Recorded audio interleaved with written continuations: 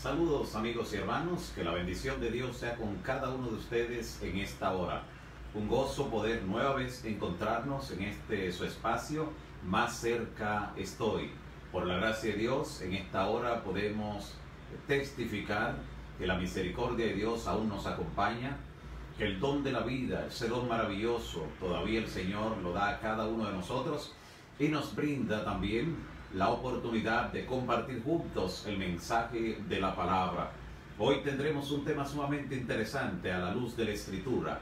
Le hemos titulado El Código Genético de Jesús. El Código Genético de Jesús. Muchas cosas interesantes vamos a ver en el desarrollo de este tema, porque el contenido de la palabra abunda en ese aspecto. También podremos en este encuentro orar como siempre los unos por los otros y presentar el listado de oración tanto al inicio, en estos momentos, como al final también de nuestro estudio. Siempre le animamos a enviar sus peticiones, enviar también sus comentarios y a ponerse en contacto con nosotros en cualquier situación o condición que crean que podemos ayudarle o ministrarle en el nombre de Cristo Jesús. En la palabra de Dios encontramos la certeza de que si pedimos vamos a recibir, si clamamos el Señor nos oye. Por eso en este momento, al inicio de nuestro programa de hoy, queremos orar por las siguientes personas. Miguelina Hernández, también ella está pidiendo la oración por sus 4 hijos. Oraremos también por Juana Valera y familia. De igual manera estaremos orando por Amparo de la Cruz. También oraremos por Lucy de los Santos, Manuel Junior Paulino, la familia Mejía Cuascú, también por Marisol Tobar y familia, especialmente por su madre, en medio de la pérdida que han sufrido. Pues queremos que el Señor le siga dando fortaleza a la madre de nuestra hermana Marisol Tobar y a toda la familia que pueda fortalecerle en este momento en lo que es la bendita esperanza. También estaremos orando por Ramona Williams, que es justamente la madre de nuestra hermana Marisol Tobar. Oraremos también por Larisa Cuevas. Hoy también estaremos orando por Santa del Carmen y su familia, especialmente sus hijos. Oraremos también por Griselda Paredes, por Melania Pérez. También estaremos orando por Teófilo Cuevas y él pide la oración por Junior Alcántara. También estaremos orando por Diógenes Alberto Núñez, por sus proyectos que está desarrollando y que ha proyectado. Quiere de manera especial que el Señor le dé bendición a esos planes y proyectos. También estaremos orando por Damiaris Pérez, por Alexandra Vázquez, y ella pide la oración intercesora de manera especial por su hijo Jesús Guerrero. También estaremos orando por Javier de la Cruz Arias, por Yudelis Castillo, por Addison Bruni. También oraremos por Leonor Martínez y su hijo Emmanuel Martínez. Junto a ellos, al presentarlo delante del Señor, también estaremos presentando a todos los amigos y hermanos que se han conectado en esta hora y que también tienen algún tipo de petición, algún tipo de solicitud o clamor desesperado delante del Señor. Oremos en esta hora. Dios eterno, Padre nuestro que estás en los cielos, en esta hora te agradecemos la oportunidad de presentarnos ante ti y poder llamarte Padre, y en calidad de hijos poderte suplicar, Señor, que tu Santo Espíritu pueda en este momento derramarse sobre todos aquellos que claman a ti, Señor, por ese poder divino. Te rogamos, Señor, que asistas, que visites, que puedas intervenir en forma directa en la vida de las personas, familias y lugares que hemos mencionado en nuestro listado. También que asistas a cada persona, que te manifiestes con poder en la vida de cada uno de aquellos y aquellas que están conectados en esta hora para recibir el mensaje, el estudio de la palabra en este espacio. Queremos, Señor, recibir tu bendición en esta hora y la certeza de que nos has escuchado y que respondes en el nombre de Jesús. Amén, amén. Gracias, amigos y hermanos, por continuar allí. En estos momentos nos proponemos, luego de la oración, pues iniciar este estudio importante, como hemos ya presentado, como hemos anticipado, el tema, el código genético de Jesús. En el Evangelio según Mateo, capítulo 1, desde el versículo 1 hasta el versículo 17, encontramos una descripción de la genealogía de Cristo. Y en esa genealogía se nos muestra cómo el Señor Jesús decide identificarse con esta raza pecadora, con esta raza débil y caída. Y dentro de esa genealogía podemos examinar el contenido del código genético de nuestro Señor Jesucristo de una forma muy interesante. El Señor Jesús, al venir a este mundo, aunque era el príncipe del cielo, no reclamó al venir en este mundo una sangre azul, no reclamó algún tipo de pedigrí especial, pedigrí selecto, no reclamó algún tipo de abolengo, algún tipo de alcurnia, ningún apellido poderoso, nada de eso, sino que se humilló y descendió hasta lo más profundo en este mundo para rescatarnos del lugar donde nos encontramos. Nota lo que en ese árbol genealógico de Cristo que aparece allí, en Mateo capítulo 1, versículos 1 hasta el 17 encontramos. Encontramos dentro de ese árbol genealógico la presencia de un hombre cuya figura nos lleva a los albores de la humanidad, al principio de la creación. Este hombre que está en esa genealogía prefirió desobedecer a Dios antes que separarse de su compañera que ya había pecado. Estamos hablando de Adán, quien prefirió desobedecer a Dios. En ese árbol genealógico también encontramos los genes de un hombre que mintió varias veces, no una, mintió varias veces acerca de su verdadera relación con su esposa por miedo a ser muerto por los hombres de diferentes lugares, porque temía que quisieran quedarse con su esposa porque era muy hermosa. Estamos hablando de Abraham.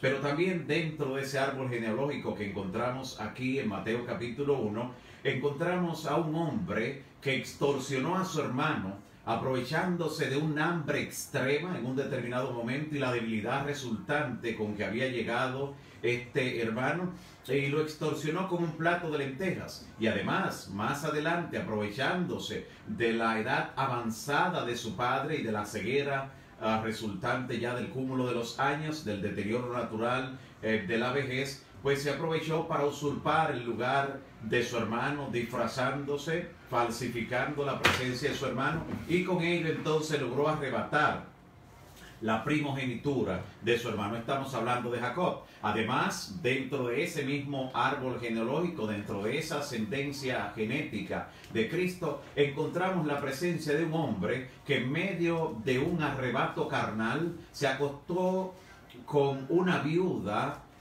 que simulaba ser una prostituta y resultó ser su nuera. Una viuda que era su nuera. Estamos hablando nada más y nada menos que de Judá, quien descubrió tarde que era Tamar, aquella que se había disfrazado, y tuvo finalmente un hijo. Ella quedó embarazada de él. Ese hombre también se encuentra y jugando un papel muy destacado en la genealogía de Cristo, en el árbol genealógico, en forma tan destacada que a Jesús se le llama incluso el león de la tribu de Judá. Además, cuenta ese árbol genealógico de Cristo con la presencia de una prostituta pagana que protegió a 2 espías israelitas que estaban inspeccionando en Jericó, nos dice la palabra, y que luego ella se integró al pueblo de Dios. Por eso está dentro de la genealogía, dentro de la ascendencia de Cristo.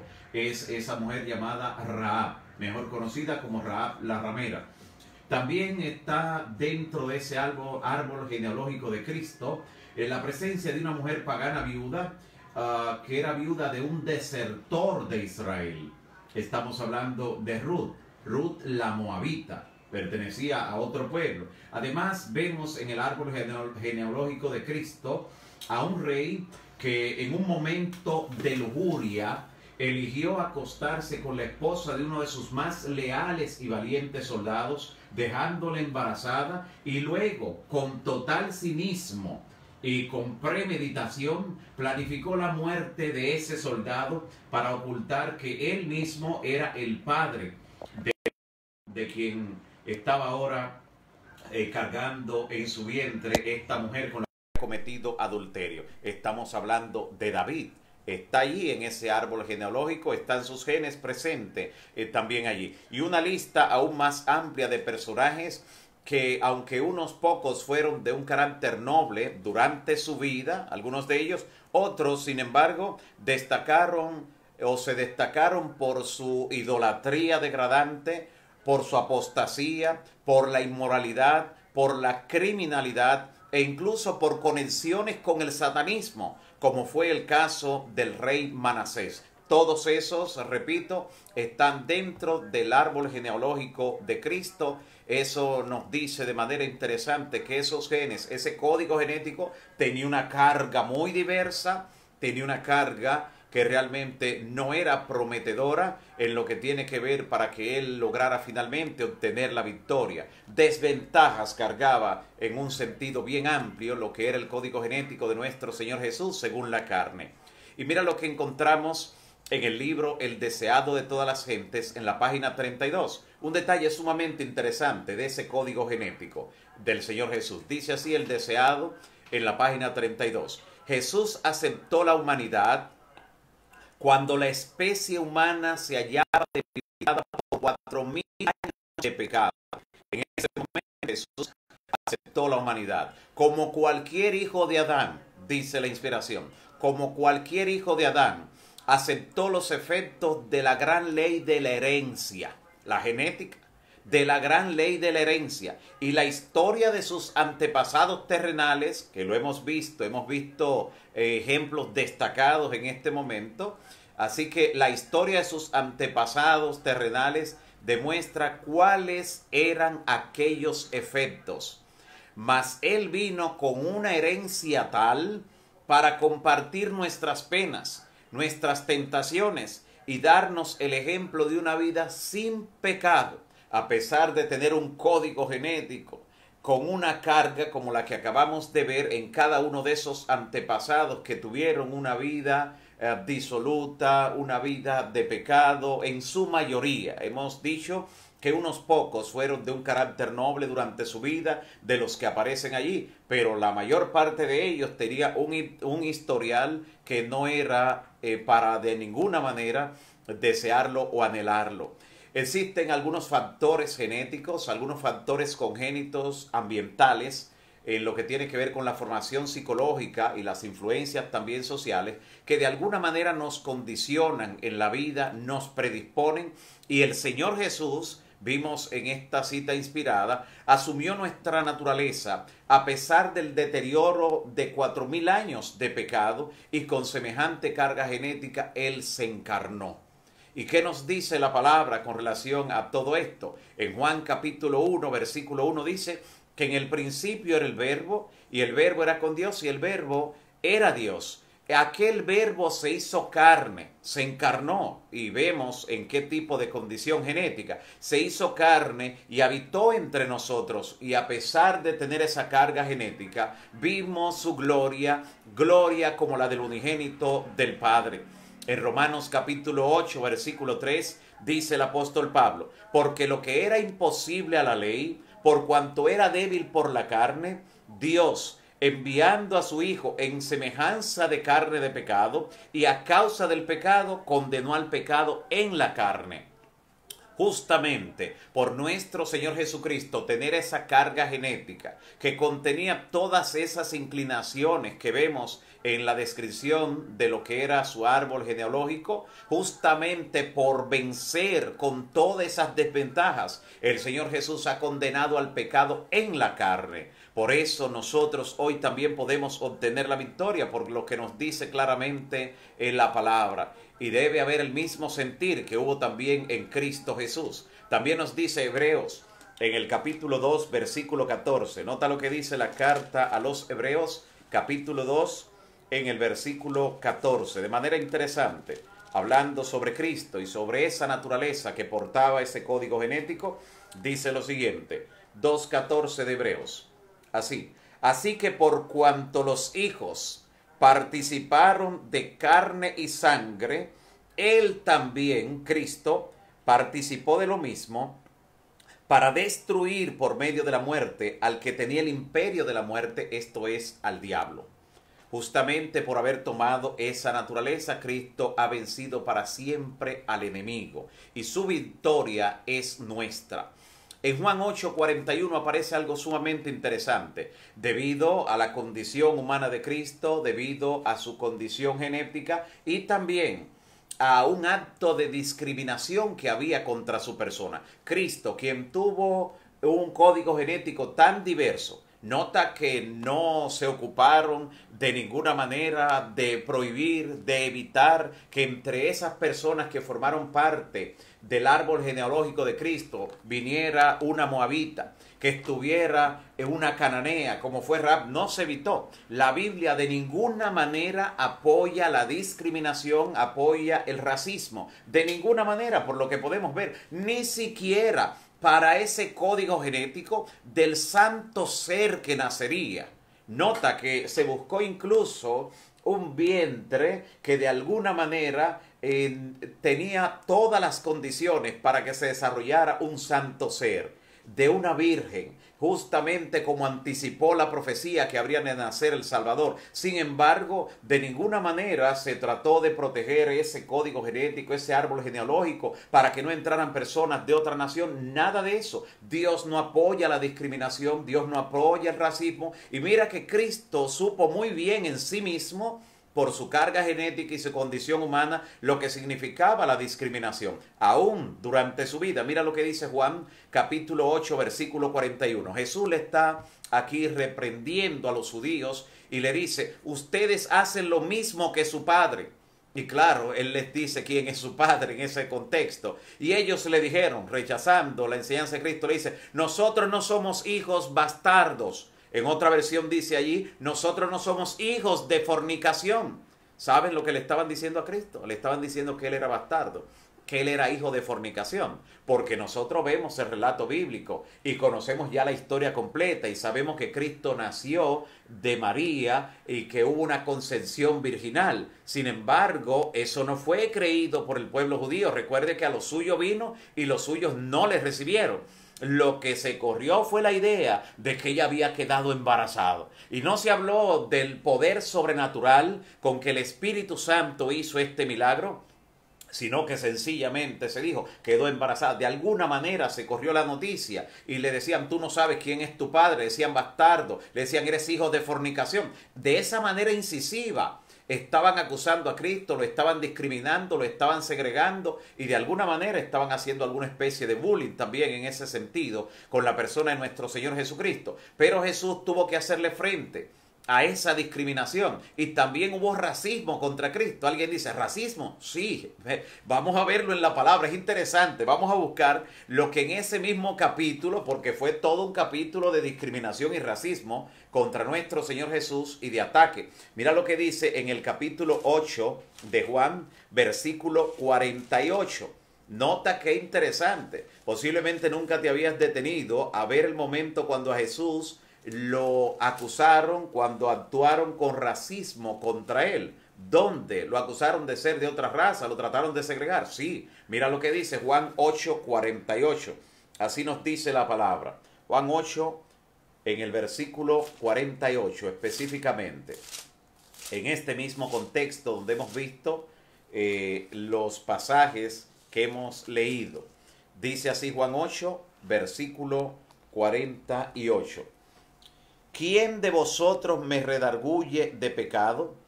Pues si digo la verdad, que vosotros no me creéis. ¿Por qué vosotros no me creéis? No, noten. Y entonces el versículo 48. Respondiendo entonces los judíos le dijeron: ¿no decimos bien nosotros que tú eres samaritano? Oiga lo que le estaban diciendo a Cristo, que no era de la raza judía, sino que era samaritano. Lo estaban tratando de alguna manera de segregar, con esto lo estaban afuereando del pueblo, que era de otra raza, una raza que ellos consideraban como inferior. Todos los que viven en países que son fronterizos y de alguna manera uno de los países manifiesta discriminación hacia el otro lado, saben de lo que estamos hablando, saben que a veces las personas solo con mencionar la otra nacionalidad lo utilizan como un concepto, un término peyorativo, como una forma insultante, discriminatoria. Tú eres tal cosa o al que se parece o tienes rasgos parecidos, hasta manifiestan ese tipo de racismo comparándolo con otra nación. Pues Cristo sufrió eso. Noten cómo le dice en el versículo 48, no decimos bien que tú eres samaritano. Jesús, quien era judío, no decimos que tú eres samaritano y que tienes demonio. Noten en qué nivel estaban colocando la discriminación y el racismo que estaban aplicando contra la persona de Cristo. Claro, lamentablemente encontramos otros ejemplos en la Biblia donde se presenta también una actitud discriminatoria y también racismo, porque no se excluyen las personas que de repente conocen la verdad de ser vulnerables a cometer esa falta y ese pecado de lo que tiene que ver con el racismo. Recuerdo haber leído en uno de los números de nuestra revista misionera, recuerdo haber leído el ejemplo de una señora que estaba relatándose allí, una señora que de repente una mañana amaneció muy gozosa, muy contenta y llama a su criada que era de color y le dice, mira, anoche tuve un sueño maravilloso, soñé que estaba en el cielo, soñé que vi tantas cosas hermosas. Y en medio de toda la descripción, aquella persona que le servía a ella, que trabajaba para ella como doméstica, que era de color, le dice, señora, y por casualidad no vio allá usted en el cielo personas de color, no vio personas negras. Y ella le dice, después de pensar así un momento, le dice, si supiera que no fui a la cocina a ver.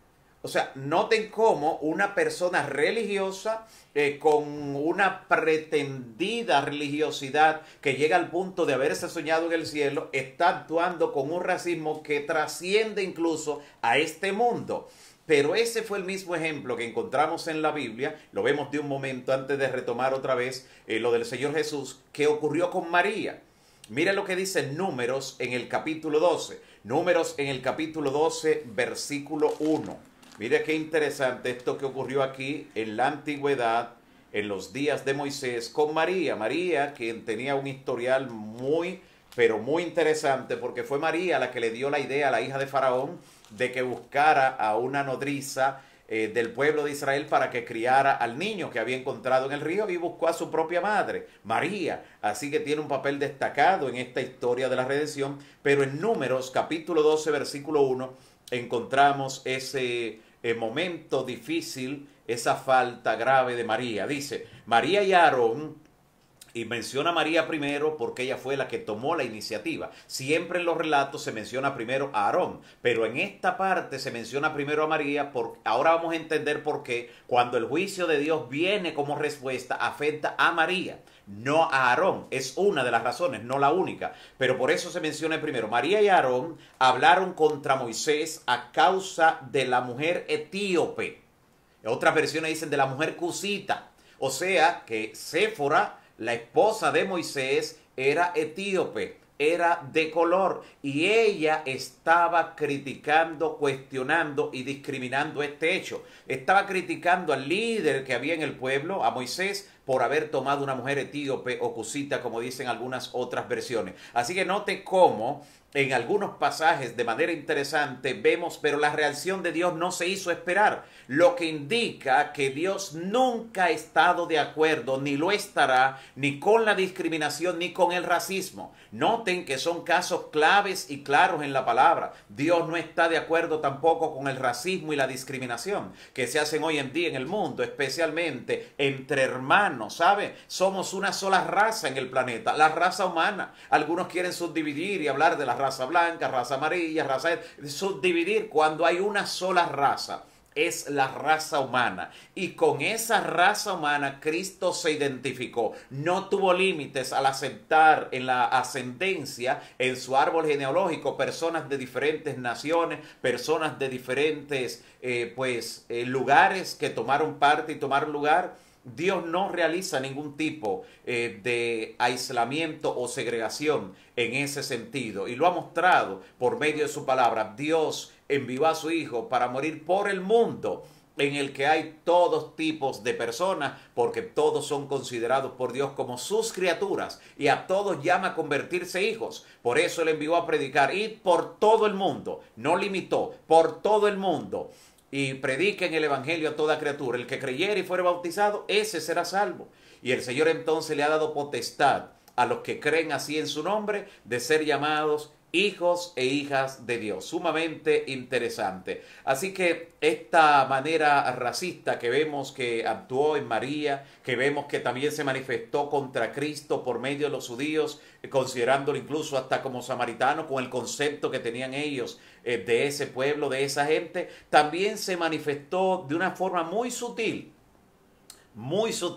justo cuando se aceptó en el pueblo de Dios en la antigüedad a una de esas personas que están en la genealogía de Cristo, que son parte de ese código genético. Note lo que dice en el capítulo 6 de Josué, esta persona que está en la ascendencia de Cristo en su árbol genealógico, y le hemos mencionado, estamos hablando de Rahab. Muy pocas personas se han detenido a esto que dice en este pasaje de Josué capítulo 6, versículos 22 y 23. Solo notan que fue librada de la destrucción, que fue llevada al pueblo, que ya formó parte del pueblo de Dios, pero no fue así tan sencillo. Mira lo que dice la palabra. Ven conmigo al capítulo 6 de Josué.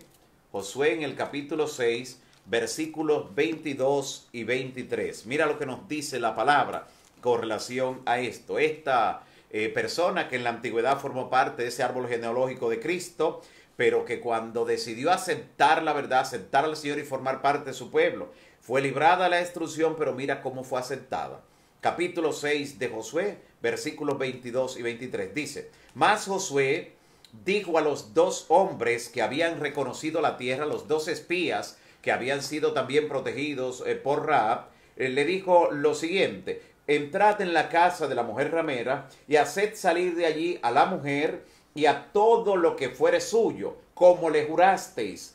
Y los espías entraron y sacaron a Rahab, a su padre, a su madre, a sus hermanos, a todo lo que era suyo, y también sacaron a toda su parentela. Y los pusieron, atención, este es el detalle que yo quiero que usted destaque, que subraye, y los pusieron fuera del campamento de Israel. No entraron al campamento de Israel, no entraron a la parte común donde todos los demás compartían, sino que lo colocaron en un lugar seguro, pero afuera del campamento. Guardaron cierta distancia. Es posible que de allí en adelante algunos comenzaran a ver a esta persona que, como vimos, llegaría a ser parte del árbol genealógico de Cristo, llegarían a verle como ciudadanos de Israel de una segunda categoría, de un segundo nivel. Sin embargo, el Señor, cuando llama a una persona, cuando lo acepta en su pueblo, Dios perdona y olvida. Dios es el Dios de la segunda oportunidad. Y lo que vamos a ver que hizo justamente con Rahab, esta que está en la ascendencia de Cristo, en su árbol genealógico, es un gran ejemplo de lo que Cristo hace en la vida de una persona que se entrega a Él, que nace de nuevo. Las cosas viejas pasaron, todas son hechas nuevas. Dios mira a esa persona como si nunca hubiera pecado y le da la oportunidad de rehacer su vida por todo lo alto. Nota cómo ellos la colocaron fuera del campamento.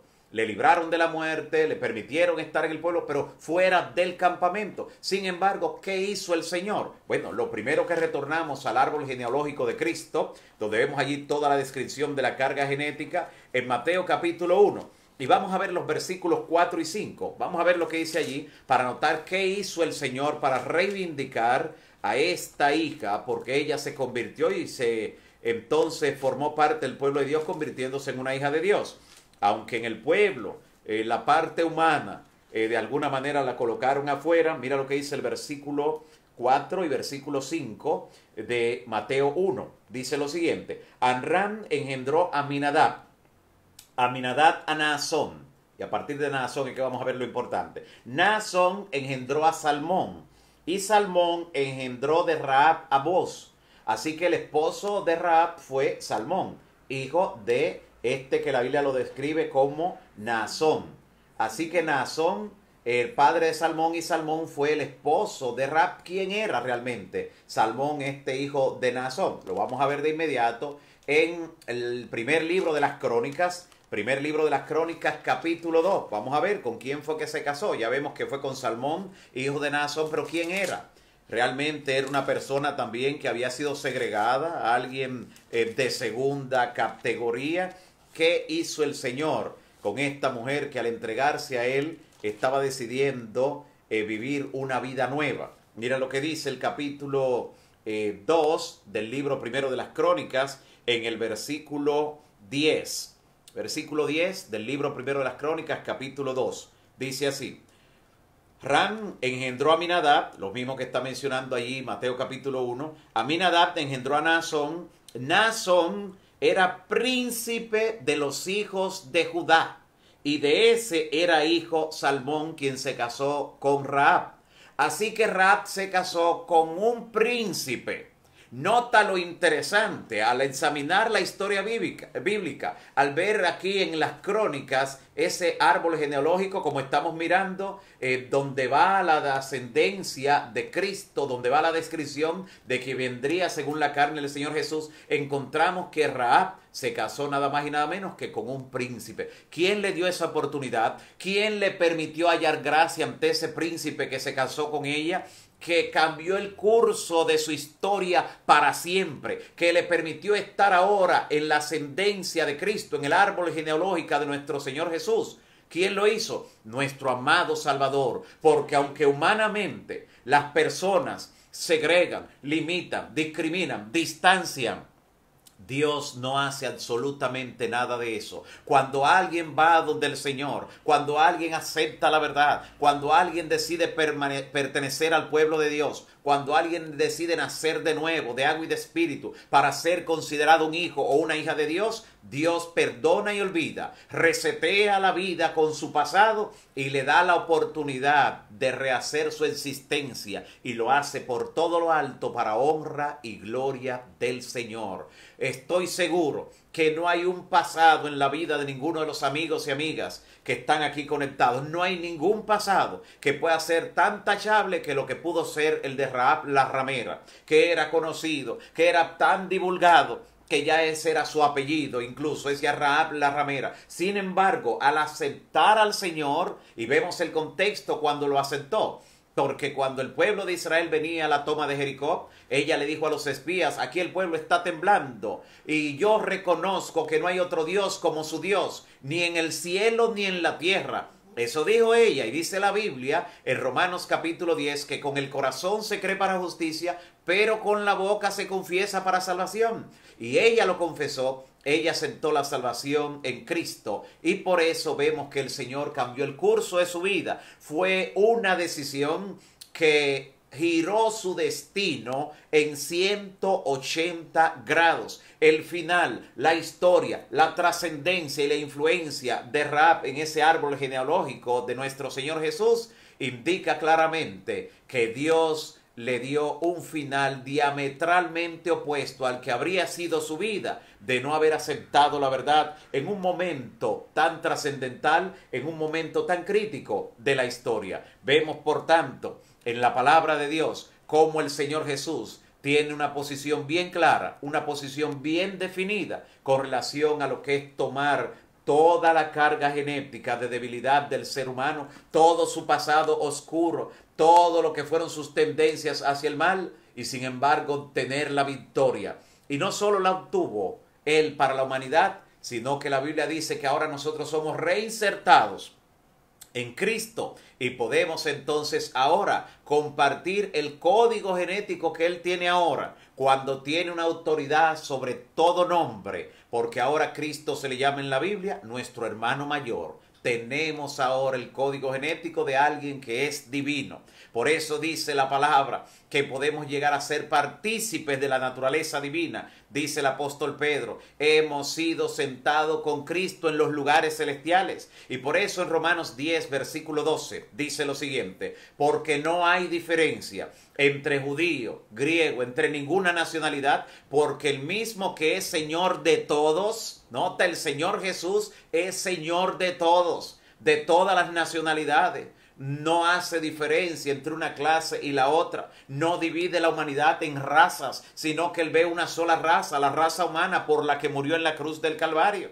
porque no hay diferencia entre judío y griego. Vemos incluso que uno de los primeros que aceptó al Señor Jesús en la iglesia apostólica, cuando los discípulos de Cristo, los apóstoles, comenzaron a predicar el evangelio con esa fuerza centrífuga, partiendo desde Jerusalén, le dijo luego Judea, Samaria y hasta lo último de la tierra, se encontró Felipe, por ejemplo, en el capítulo 8 del libro de Hechos, vemos que Felipe se encuentra con un etíope, nada más y nada menos, con un ciudadano de Etiopía. Aquellos que quienes eran racistas lo discriminaban por ser de la raza más oscura, por ser de la gente más oscura allí del continente africano. Sin embargo, fue objeto de la misericordia, de la salvación, y fue bautizado en el nombre del Padre, del Hijo y del Espíritu Santo. Ese etíope que iba caminando por el desierto, Dios se acordó de él. El Espíritu Santo le dijo a Felipe: ve al desierto.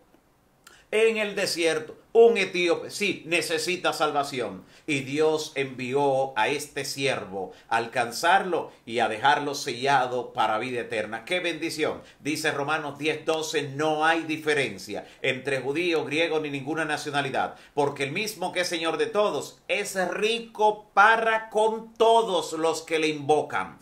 Para con todos los que le invocan. Así que por eso el Señor Jesús, nota que Jesús quiso desarticular. Jesús quiso desarmar el prejuicio y el racismo. Él mismo, que en su código genético tenía toda esa carga que hemos visto, toda esa combinación de cromosomas históricos. Nota lo que Jesús durante su ministerio quiso enseñar. Él dijo con relación a un centurión romano, dijo: ni en Israel he hallado tanta fe.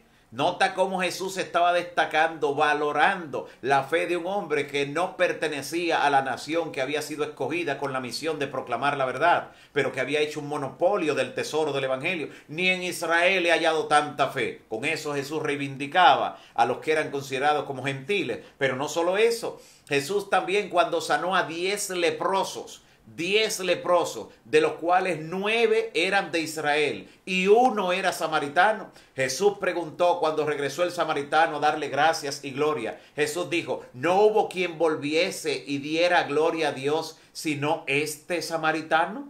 Nota cómo Jesús destacaba, y de hecho cuando Jesús quiso resaltar su misión, ejemplificar su misión y qué debemos hacer imitándole, en lo que tiene que ver con la bondad, con la benevolencia, con el amor desinteresado al prójimo. Jesús no hizo la historia parábola del buen judío, sino que hizo la historia parábola del buen ¿qué?